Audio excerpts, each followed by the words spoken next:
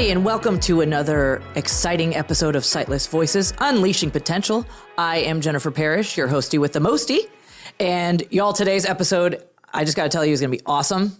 Like, I'm so excited about this one. Our guest is Mr. Michael McCulloch, the none other than. Michael is the creator of the iBlind users group, or iBUG, and he's also a member of the board here at the Lighthouse of Houston.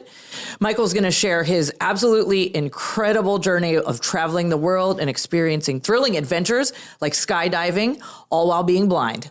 We'll be discussing themes of independence, empowerment, and the importance of pushing boundaries. So before we get started today, as always, we're going to describe our set for the blind and low vision viewers here. We are sitting in blue chairs with wooden tables next to us. We have a white brick background, blue lights, and a neon lighthouse sign. Michael, thank you so much for being here today. Boy, we've been trying to get this one going for a minute. Thanks, Jennifer. It's great to be here. Really looking forward to our time together. Yay. All right. Well, so let's jump right in. So can you start by telling us a little bit about your vision loss journey? Yeah, sure. So I was diagnosed back in my late 20s with glaucoma, and it was a real slow progression of my vision loss. Took about 10 years or so before the first eye went, lost vision in it, and then another 12 years or so for my second eye, and at that point I became legally blind. So, and this was from glaucoma, right? From glaucoma. Oh my, okay. Yeah, I was kind of suspecting it might happen because both my mother, her sister, her mother, all had glaucoma and went blind from glaucoma. So. Mm-hmm. And about what age did this start? For them? For you. For me, you. Sorry. Yeah, I was first diagnosed in my late 20s, 28 or so, yeah. Talk about your journey, your vision loss journey, sort of, and let's sort of dive into your early life too. So, you've got a degree from Rice University, I hear, for bachelor's. Yeah, actually, I got both my bachelor's and master's from Rice in electrical engineering. Wow. And then right after school, went directly to work for NASA Johnson Space Center, actually working for one of the contractors there at NASA. Mm-hmm. Initially, it was McDonnell Douglas Space Systems Company, which then later merged in the 90s into the Boeing Space Division, mm-hmm. and ended up working for a total of 35 years before I retired in 2017 from NASA. Wow. And so your vision loss kind of occurred when you were working at NASA, right? Yeah. So, I was sighted all through growing up, going to school, and when I first started working. And then, a few years after it started working was when I got diagnosed. Pretty much operated even after, I lost vision in the one eye, had one good eye, and was still driving, doing everything as a sighted person. And then after that second eye went, I was probably 52 or so. I became legally blind at that point. And so I had some usable vision and was using CCTVs to help me. Eventually, as my vision continued to deteriorate, of course, that wasn't going to work anymore. I had to start learning the other accessible software, JAWS, various other different softwares that would allow me to continue to working. Once the iPhone came out, initially it came out in 2007, mm-hmm. and then 2009 was the first iPhone that was accessible to the blind. I actually got mine in 2010, and that's... At that point, I couldn't really find anyone around in the Houston area that was doing any kind of training on the voiceover, the accessibility features on the iPhone. Yes. And even, the Apple Store wasn't very much help. So I ended up just basically teaching myself. And once I started learning what it could do, saw that it was going to be a real game changer for the blind. That's awesome that you did that. Because I remember when I got my first one in 2011, I was about ready to throw it against a wall. Oh, yeah. Like, as I'm sure you were for a little bit too, it's just like, okay. Definitely. And there was a level of, you just had to teach yourself. The Lighthouse here actually offered a little class back then, and it was super kind of, just double tap, your basic voiceover gestures. Yeah, I remember that. I actually did you take it? I took that class. Yeah. Oh wow, cool. So did I, because I mean I had literally no idea, and then that sort of started the journey. And then obviously, for you, there was no turning back, because look, I mean he founded the iBlind users group. Talk about that a little bit.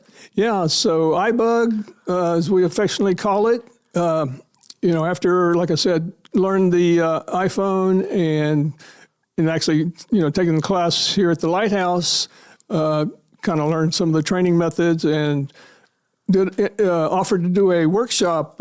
We have an annual conference here in Houston called the Insight Expo that's put on by the Houston Area Visually Impaired Network, Haven. And so at that workshop, started going through the demonstration on the iPhone, and people were ooh and on all the things they could do, and for the first time seeing what you could do. A few people came up to me after the meeting and said, "Hey, can we continue meeting and just helping each other become more proficient?" And so a couple of months later, in May of 2011, we actually had our very first iBlind users group meeting. And well, at that time, since it was only the iPhone, we called it the iOS blind users group. Yeah. We've since dropped the OS since we do other things and just call it the iBlind users group.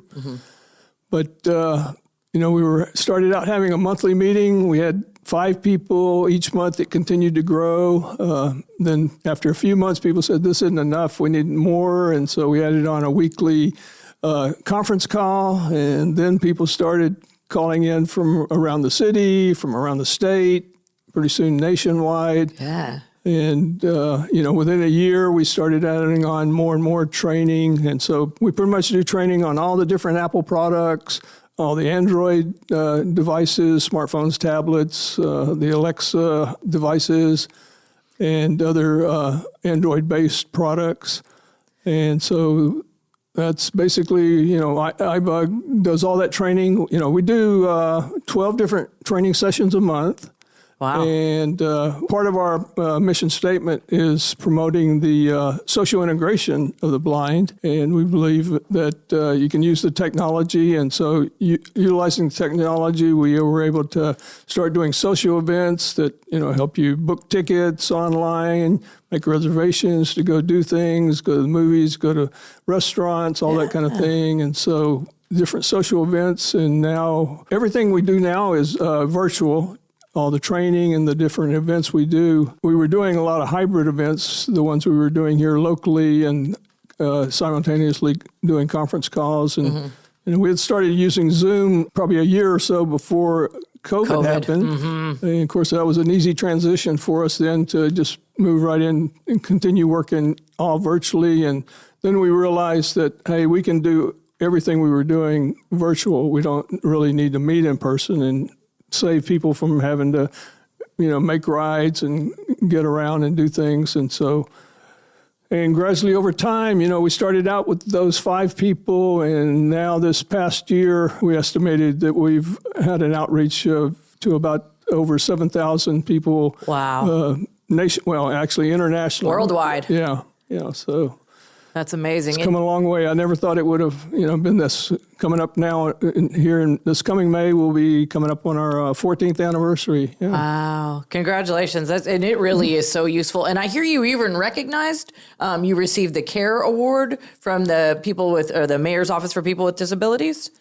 Yeah. I think that was back in 2014. Yeah. Yeah, very good. But so we were looking at various technology that Metro had, including their websites and bus beacons and different things like that. So that was all part of it. And also the mayor had, appointed me to be on the Houston Commission on Disabilities, did about a 3-year term on that, and was able to utilize, some of my skills there to help others through that to get, provide advisory information to various other city organizations, and especially my main focus while I was on the commission was to look at travel and training.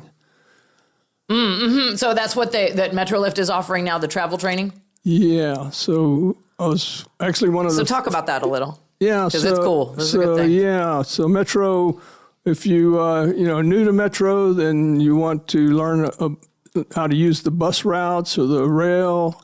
You can request someone to come out from Metro, and they'll go with you from your home, get you to a bus, your nearest bus line, and learn how to plan out a trip. Mm-hmm. And do the route, get to wherever you want to go. So, and then they'll actually ride with you and help you initially the first couple of times, and then that way you feel very comfortable, independent on your own to do that. And so I was able to do that and organize some group training sessions too to ride the Metro Rail after a while when they were providing that. So worked out pretty good. Wow, that's a lot of stuff. And on top of all of that, in case that just wasn't enough for you guys, Michael enjoys traveling, mountain hiking, rock wall climbing, cross country skiing, kayaking. You're about to go to the moon, you think? Yeah.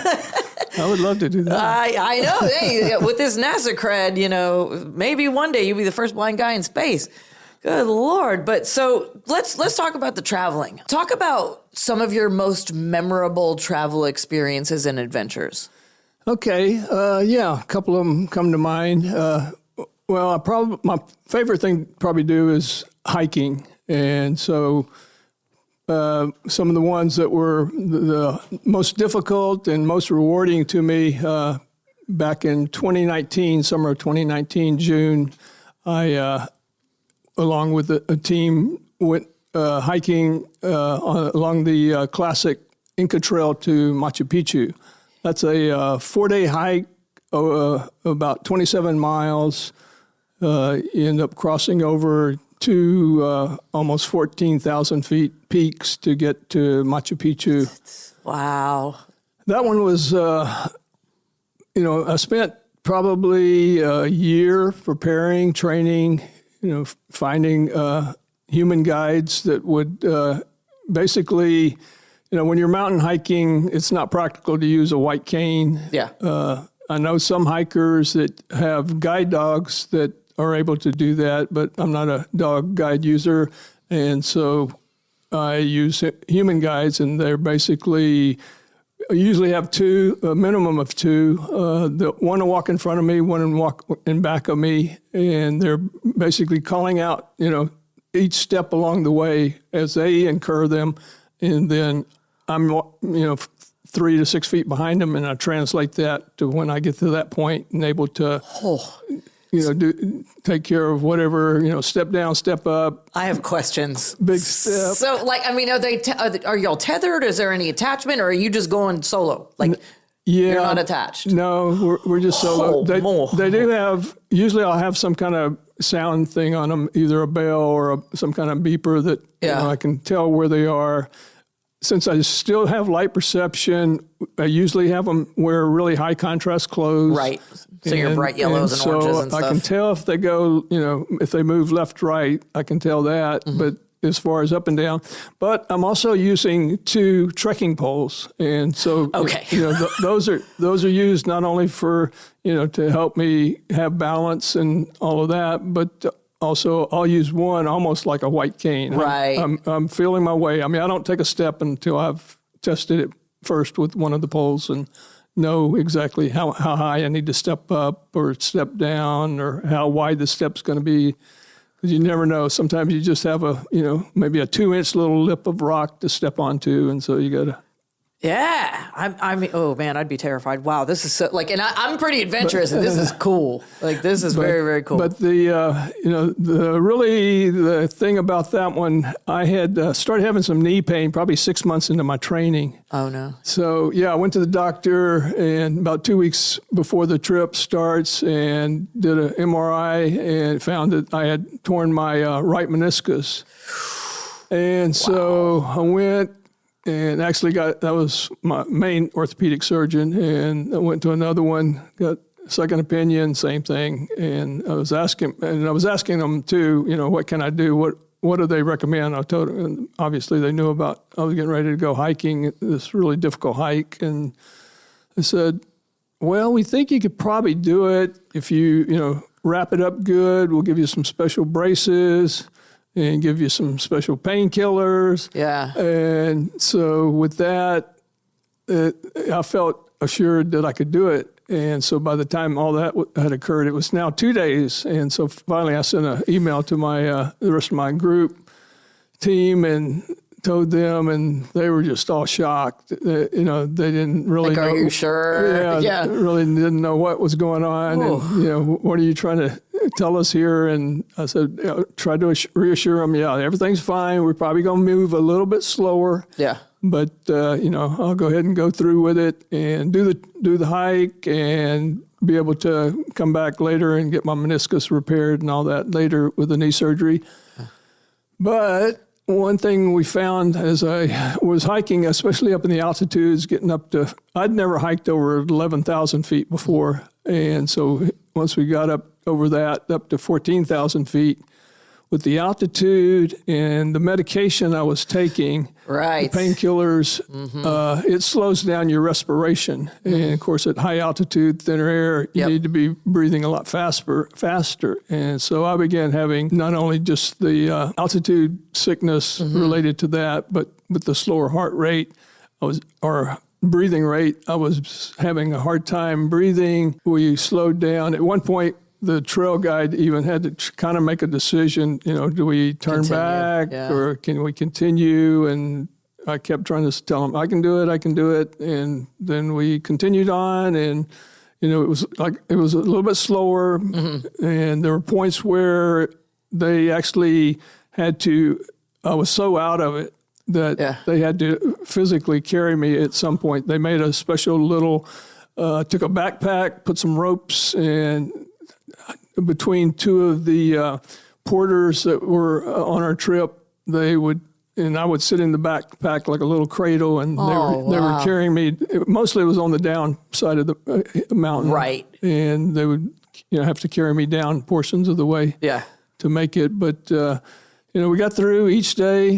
It was always took us longer than a sighted person hiker would take. And then but we made it, and, when we finally got to the end, and it was just the most thrilling thing for me to know that, at the end of a year of training and all the preparation that we had done, that, I'd reached that goal, and just, just not only just, proud of what I'd done, just really excited, and just knowing that others that had heard about what we were doing and had, were wanting us to make the trip, and a lot of them warning, how are you going to do this? And, you're crazy. And, just to do that, even as a blind person, but then to do it with the knee issue. Yes. Yeah, that's double. Was kind of crazy. But, we successfully made it. And so... Wow. And this is all chronicled, right, in a documentary? Yeah, it is. Yeah, it's called One Step at a Time. It's actually out on YouTube. If you do a search for Inca Trail Blind, One Step at a Time, you probably can find it. I'm absolutely going to check this out. This is so cool. So it's a little documentary of that trip. Wow. Awesome. Okay, so what inspired you to take on activities like the traveling in the world and skydiving and hiking and all this? Like, what's your inspiration? Well, probably goes back to, when I was a kid. I was always kind of a thrill seeker. Got a little rush, I guess, adrenaline rush from doing kind of crazy things. Yeah. It was always jumping off of houses and tall things and trying to make little parachutes that never worked out of, my mom's bed sheets and things like that. But I would, during a thunderstorm, I would climb up. We had a tree in the yard, climb up to the top of the tree and just kind of sway in the wind and the rain. And it didn't even occur to me that there was lightning. And then finally, I'd hear my mom yell out, "Get your butt in the house!" And so.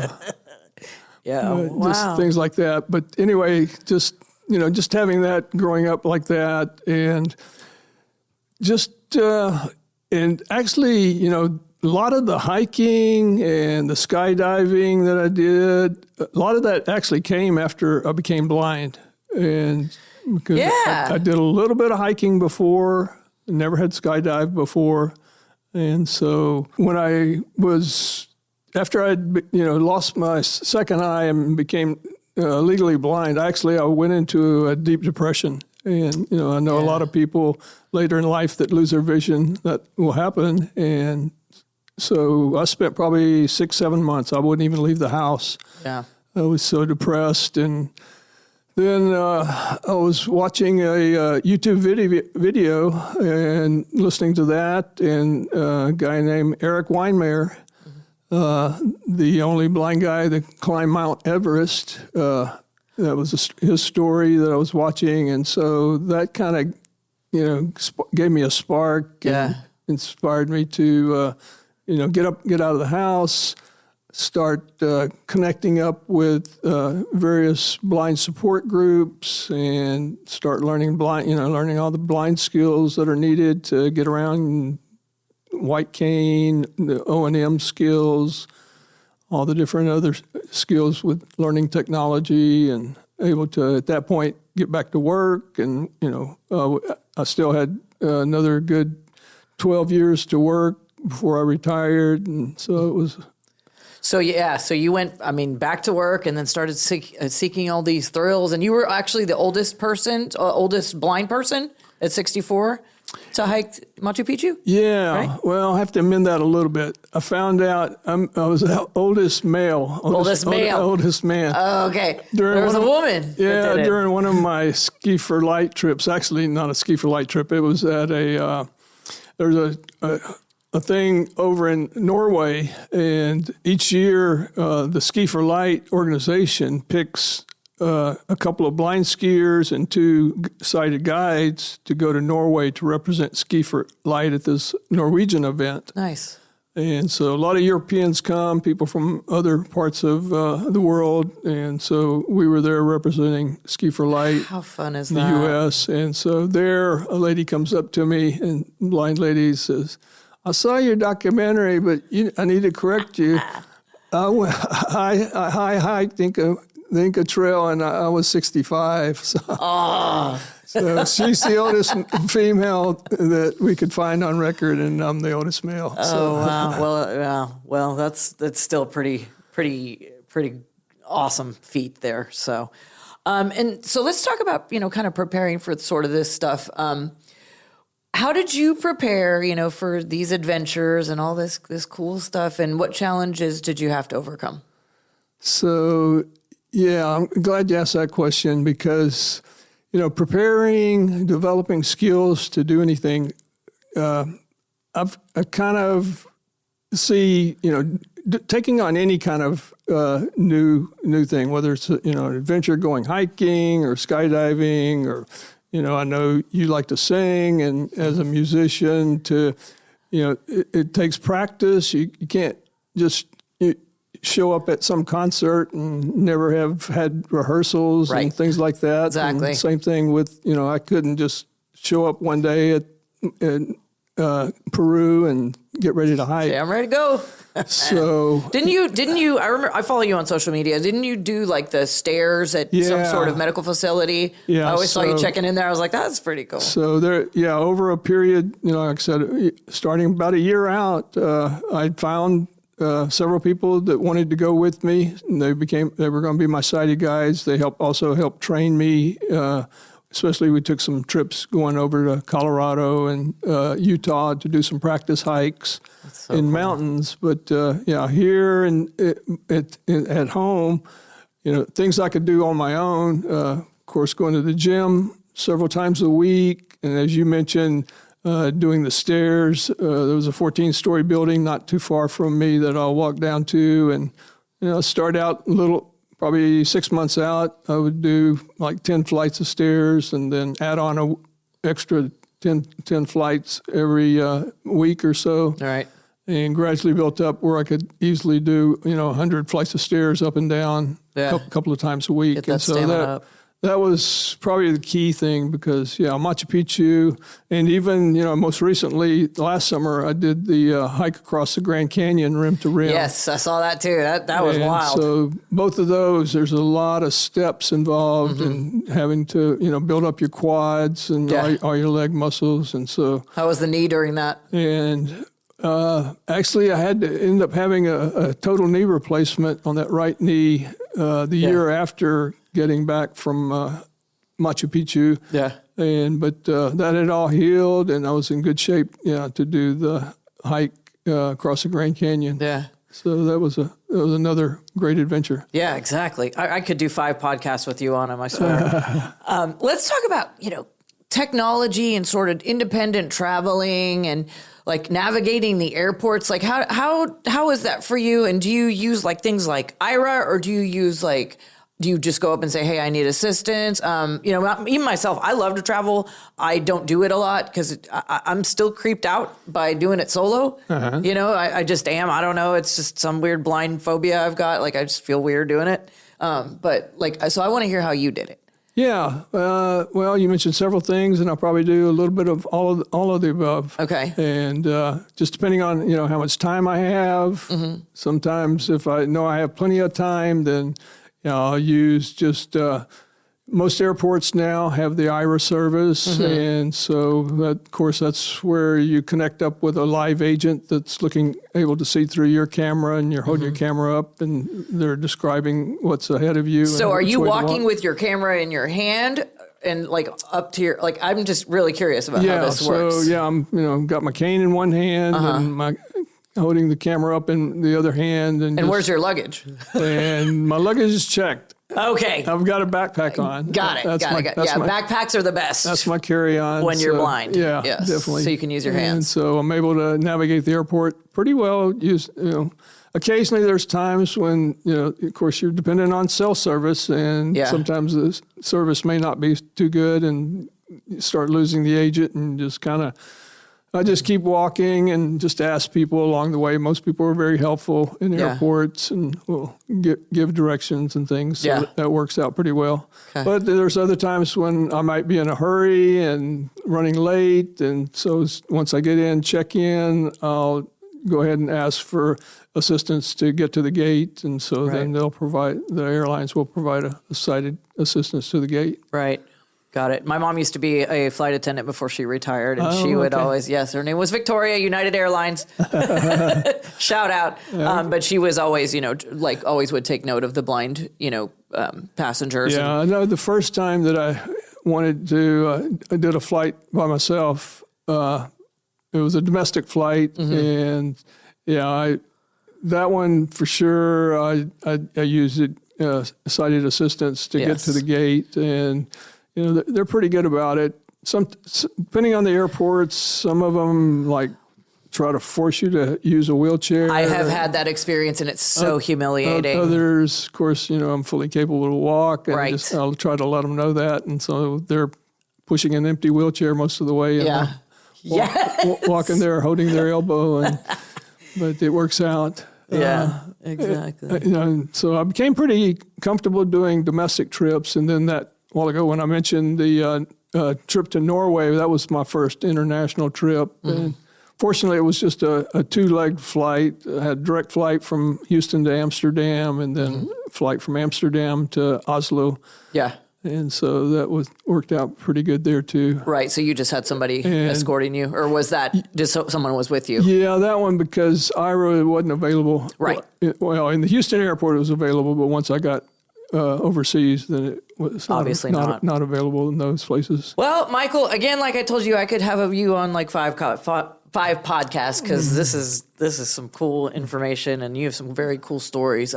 Just as we wrap up today's conversation, do you have any kind of final advice for people who are newly blind or low vision to help empower them, to get out of their comfort zone and take on these crazy challenges regardless of their abilities? Yeah, as we've been talking here, I guess we've kind of touched on, 3, maybe 4 key things to accomplish really anything, whether it's, going on a trip somewhere, traveling on a journey, or doing some wild, crazy adventure, or just whether it's, I mean, sometimes the initial challenge may be just to get out of the house and walk around the block. Yep. And so it's several skills, several things involved, having the passion to do it, the skills, develop the skills to do it and prepare, then having the opportunity to do it. And then a fourth thing I would throw in there is to be, willing to take risks and to be willing to, fail and keep learning as part of the learning process and trying.